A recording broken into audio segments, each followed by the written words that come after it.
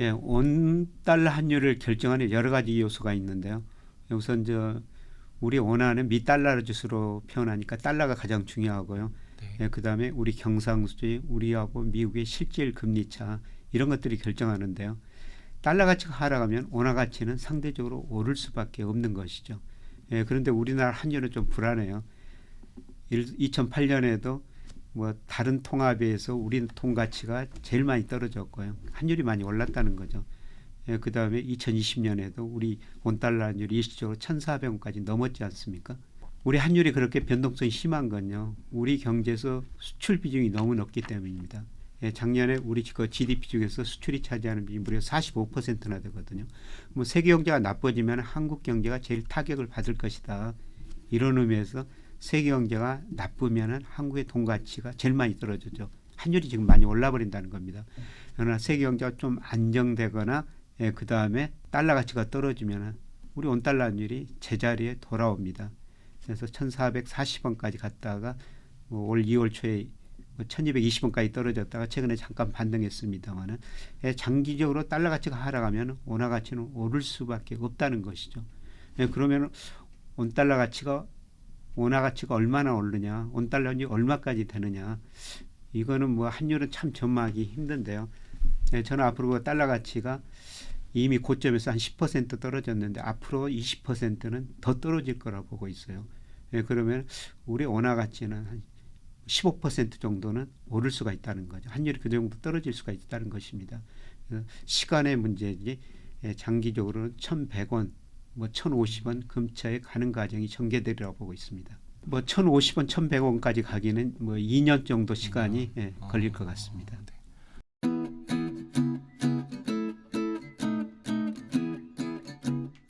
미중 패권 전쟁은 예, 지속될 수밖에 없죠. 그래서 2001년에 예, 미국이 중국을 WTO에 가입시켜주고요. 예, 그때 중국 GDP가 세계에서 차지하는 비중이 2%였어요. 예, 그런데 작년에 18%까지 올라가 버리죠. 대신 미국 비중은 32%, 24%로 떨어집니다. 그래서 중국이 너무 커지니까 중국을 눌려야 되겠다. 이게 지금 미중 패권 전쟁의 본질이죠. 그래서 트럼프 전대 때 무역 전쟁을 했지 않습니까? 근데 무역 전쟁 효과가 별로 없는 거예요. 예, 미국이 중국 상품한테 관세를 부과했지만요. 미국의 대중 무역 적자는 오히려 더 늘어나고 있습니다. 작년에 보니까 미국의 대중 무역자가 3,800억 달러예요. 그 이전에 3,100억 달러였거든요. 중국서 생산한 상품을 미국서 그렇게 싸게 생산할 수가 없다는 겁니다. 그래서 월마트에 진열된 상품 절반 이상이 중국산이다. 이런 말씀을 드렸습니다만 그걸 미국서 생산해야 되는데 시간이 오래 걸리죠. 예, 그래서 무역 전쟁 가지고는 안 되니까 요새 이제 기술 전쟁을 하고 있죠. 예, 그래서 2차 전지, 반도체 이런 기술 전쟁을 하고 있고요. 예, 그 다음에 금융 전쟁으로 갈 가능성이 상당히 높아요. 예, 금융 전쟁이란 건 뭐냐면은 지금 기술 전쟁을 계속 억압하고 있으니까요. 예, 미국이 중국을 억압하고 있으니까 예, 금융 전쟁 여러 가지 시나리오가 있습니다만은 예, 미국이 지금도 미 국채를 중국이 미 국채를 한 8,700억 달러 정도 가지고 있거든요. 이걸 일시에 팔아버리겠다는 것이죠. 예, 그러면 미 국채 수익률 일시적으로 급등하고 자산가격 폭락하고 달러 가치가 급락해 버릴 수가 있습니다. 여러분 이거 미중 패권전의 본질을 이야기해서는요. 하버드대학 그레엄 앨리슨 교수가 쓴 애정된 전쟁이라는 책이 있어요. 예, 부제가 미중이 그 투키디데스 함정에서 벗어날 수 있을 것인가. 이분이 지난 500년 역사를 분석해 보니까요. 한 강대국이 있었는데 신흥국이 커져가지고 그 강대국을 이어갈 정도가 되면은 강대국이 신흥국을 쳐가지고 전쟁했다는 겁니다.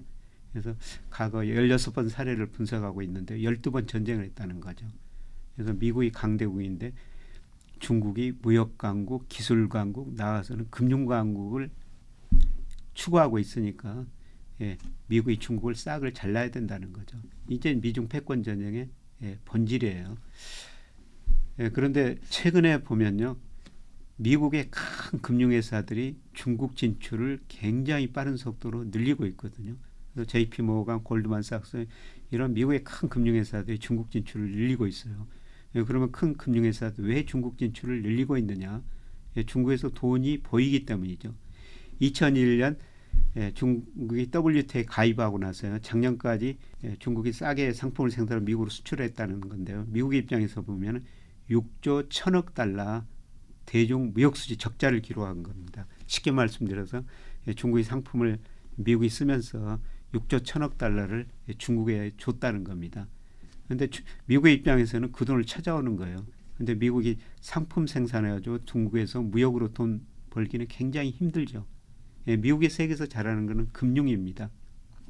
그래서 중국의 금융시장 빨리 개방하라고 요구를 하고 있는 거예요. 중국도 위안화 국제화를 포함해 금융강국을 추구하고 있습니다. 그래서 이미 금융산업은 보험, 증권, 은행 원래 계획했던 것보다 더 빨리 개방을 해버렸어요. 이제 남은 게 금리 자유하고 외환시장 자유화인데요. 미국이 중국한테 그걸 계속 요구하고 있습니다. 그걸 개방해라. 그렇게 되면은 중국의 금융시장이 한 단계 도약하면서 골드만삭스 같은 이런 큰 회사들이 중국 가지고 금융으로 돈을 벌릴 수가 있다는 거죠. 그래서 미중 패권 전형의 본질은 뭐 중국의 금융시장 개방이다. 뭐 이런 이야기를 할 수가 있는데요. 이게 우리가 과거 사례를 보면은 80년대 중후반까지 일본 경제가 정말 잘 나갔지 않습니까? 그래서 그때 당시 미국까지도 일본을 배우자 그랬는데요. 일본이 이제 장기적으로 침체에 빠진 것은 사실 미국 때문이었죠. 미국이 80년대 레이건 행정부가 감세 정책을 펼쳤는데요. 작동이 안 됩니다. 그래서 85년 9월 플라자 합의라는 유도하죠. 이 플라자 합의라는 게 뭐냐면요. 뉴욕에 있는 그 플라자 호텔 선진국 G5 선진국 모아놓고 미국이 하는 이야기가 우리 달러 약세 유도하겠다. 엔이나 마르카 강세를 유도해라. 이렇게 요구합니다. 그래서 85년 8월에서 87년 12월 사이 뭐 1년 반 조금 더 그 정도밖에 안 됐는데요. 엔화 가치가 48%는 올라버려요. 그러니까 일본 수출 기업들이 아우성을 치죠. 우리가 어떻게 해서 수출해서 먹고 살라는 말이냐. 일본 수출 기업이 아우성을 치니까 일본 중앙은행이 금리를 많이 인하해 줘 버립니다. 돈 풀어줘 버립니다.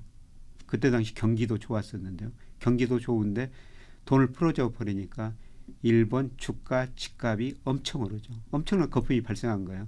그래서 90년대부터 일본이 거품을 막기 위해서 금리를 인상하니까 거기서부터 자산가의 거품이 붕괴되면서 그 이후로 일본 경제가 장기적으로 어려워지는 겁니다.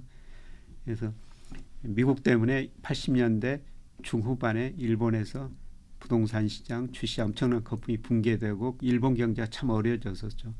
아마 중국이 이런 일본을 공부했기 때문에 미국한테 호락호락 뭐 자본시장, 외환시장 빨리 개방은 안 하겠습니다만은 중국도 장기적으로 위안화 국제화를 포함한 금융강을 추구하기 때문에 어쩔 수 없이 할 수밖에 없을 거예요. 그때 미국의 큰 금융회사들이 중국 가지고 금융으로 국부를 늘리자는 거죠. 미국 국부를요. 저는 뭐 이런 시기에 우리도 중국과 가지고 이제 금융으로 돈을 벌어야 된다는 겁니다. 사실 2001년 중국이 WTO에 가입한 이래로요. 우리나라 무역수지 흑자 중 2001년에서 2020년까지 통관 기준입니다만 91%가 중국에서 온 거예요. 그런데 중국의 웬만한 상품은 이제 자기들이 다 생산해 버리죠. 앞으로 중국에서 수출해서 돈 벌기는 굉장히 힘들 거예요. JP모간, 골드만삭스처럼 지금 이들이 그 중국 진출을 늘리고 있다고 그랬는데요.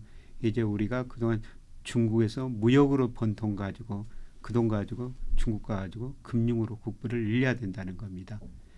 그런데 방금 전에 제가 달러 가치가 하락할 때는 우리 주가가 미국 주가보다 더 좋았었다 이런 말씀을 드렸습니다만 역시 달러 가치가 하락할 때는 중국 주가가 미국 주가보다 더 좋았었어요. 그래서 앞서 달러 가치가 앞으로 저는 장기적으로 하락할 것이다. 이런 가능성이 높다. 이런 말씀을 드렸습니다만은 그러면은 미국 주가보다는 중국 주가가 상대적으로 더 오를 수가 있는 것입니다.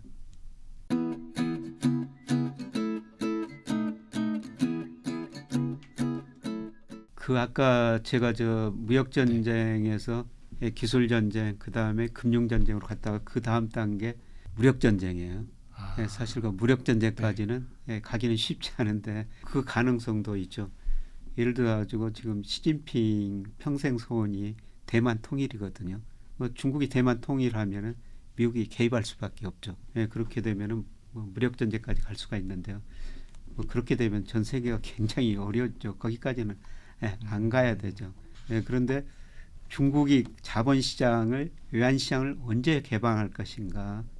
자기들한테 이익이 더 크다면은 그걸 할 수가 있는 것입니다. 그래서 덩샤오핑이 시장을 개방하면서 이런 이야기를 했어요. 창문을 열면 파리도 들어오지만 신선한 공기가 많이 들어온다. 우리가 어떤 의사결정을 하고 행동에 옮기려면 긍정적, 부정적 양면 효과를 다 따지죠.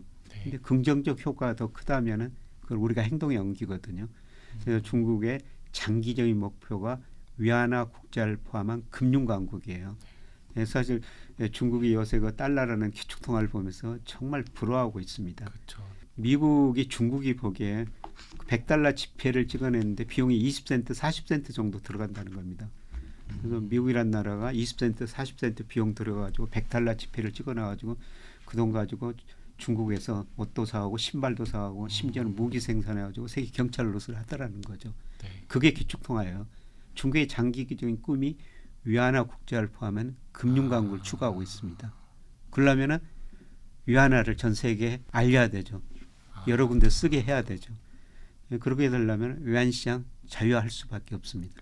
그런데 요새 서서히 그런 조짐이 부분적으로 나타나고 있는데요. 러시아가 미국이 워낙 규제하다 보니까 지금 러시아하고 중국 교역은 거의 다 위안화로 되고 있거든요.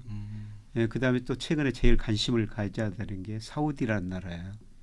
1974년에 사우디가 원유를 수출하면서 달러로 결제받았어요.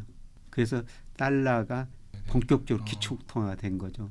페트로 달러 그런 이야기까지 나왔는데요. 근데 요새 그 사우디가 미국으로 수출한 원유는 거의 없거든요. 미국은 거의 다 자체 지금 원유를 생산해 보니까 사우디 원유 수출 중 4분의 1이 중국으로 가요. 그거를 달러로 안 받고 위안화로 받아버리겠다. 그렇게 되면은 달러의 기축통화 의미가 상대적으로 축소되고 중국 위안이 이상이 확 올라가 버리는 거죠. 미국이 그러지 뭐 간섭은 할 거예요. 그런데 미국의 힘이 과거보다 많이 약화됐는데요. 예를 들어서 작년에 미국이 바이든 대통령이 중간 선거 앞두고 사우디가 가지고 원유 맞아. 생산 좀 늘려라. 맞아, 이렇게 이야기를 했는데 바이든 떠나자마자 사우디 외무장관이 우리 원유 증산 논의한 적도 없다. 그만큼 미국의 힘이 과거보다는 줄어들고 있다는 거죠. 그리고 지금 러시아하고 우크라이나 지금 전쟁하는데요. 미국 편을 드는 나라가 별로 없어요. 유럽 몇 개 국가죠. 유럽은 워낙 옛날부터 미국 편이었으니까요. 그다음에 일본, 우리나라 좀 미국 쪽으로 좀 많이 기울고 있습니다만, 그에 세계에서 가장 큰 이머징 마켓 브라질, 남아공, 인도 보세요. 완전히 이들은 지켜만 보고 있어요. 인도는 또 그러네요. 실익을 채우고 있지 않습니까? 그 러시아에서 지금 원유 싸게 수입해서 쓰고 있는 거예요. 그래서 과거보다는 미국의 힘이 많이 좀 약해지고 있는 것 같습니다.